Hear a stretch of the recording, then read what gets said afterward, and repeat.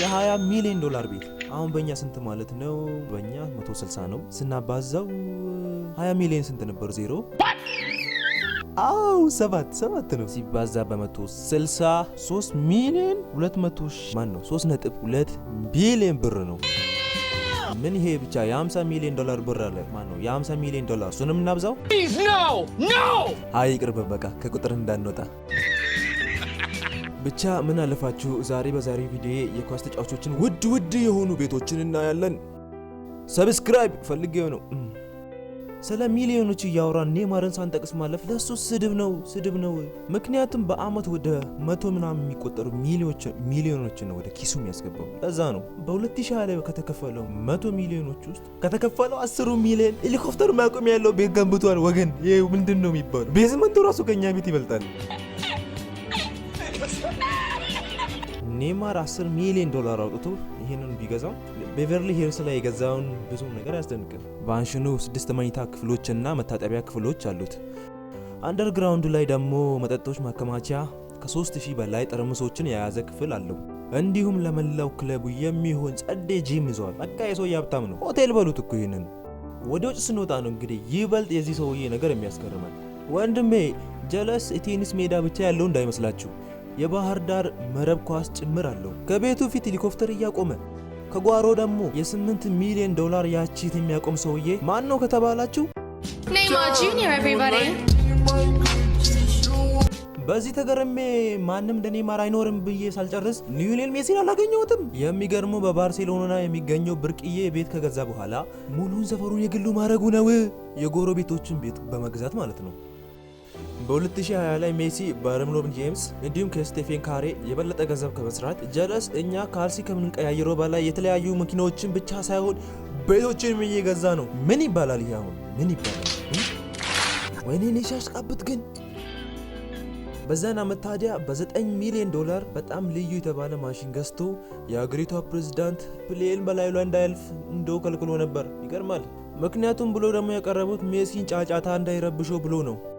በማሽን ውስጥ የሚፈልገው ነገር በሞላ አለ። ጂም፣ ዋና ገንዳ፣ ባስኬትቦል፣ ከጀርባ ደግሞ አንድ አንፊልድ። ቀን በቀን ደግሞ ጀርባ ላይ ባለው ሜዳ ላይ ሁልጊዜ ትሬኒንግ ያደርጋል። አንዴ ምን ተፈጠረ መሰላችሁ? አረ ወሬ ጥማት። እሺ ልንገራችሁ። ቆይ በ2013 የሜሲ ጎረቤት የነበሩት ሰዎች ቤታቸውን ለኮሌጅ ተማሪዎች አከራይተው ቤቱን የተከራዩት ተማሪዎች ደግሞ ይጨፍሩታል። ፓርቲ ቀን በቀን ነው። ብቻ በጣም ይዝናኑበት ነበረ። ታዲያ አንድ ቀን ሜሲ ሽንፈት ገጥሞት ማረፍ ፈልጎ ቤቱ መጥቶ ይሞክራል። ነገር ግን ጎረቤት የነበሩት ፓርቲ እያከበሩ ያሉ ሰዎች አላስተኛ ያሉት። ሜሲ ስልኩን አንስቶ አካውንቱን ተመለከተ። ውስጡ የነበረው በጣም ብዙ ሚሊዮን ነበረ።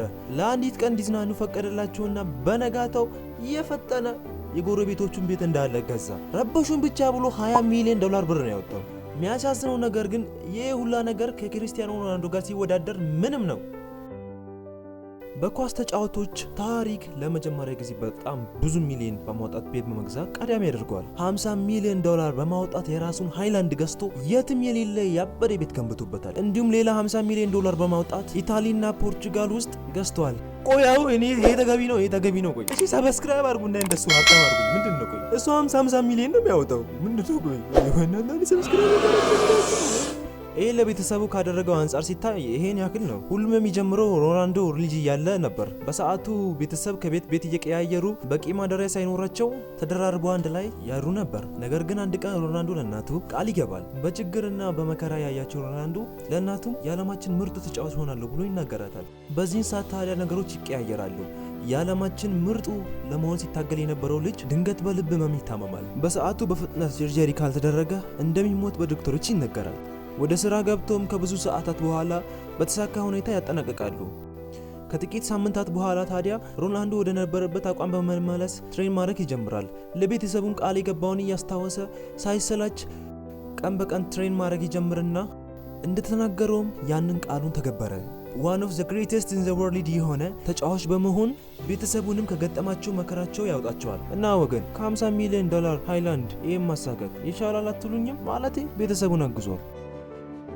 የዛሬው ቪዲዮአችን ይህንን ይመስል ነበር። ቀጣይ ሳምንት ያበደ ጸደ ቪዲዮ ነው ይዤላችሁ የመጣው። ሰብስክራይብ ማድረግ እንዳትረሱ። እስከ ሳምንት መልካም ሳምንት። ሰላም ቆዩልኝ።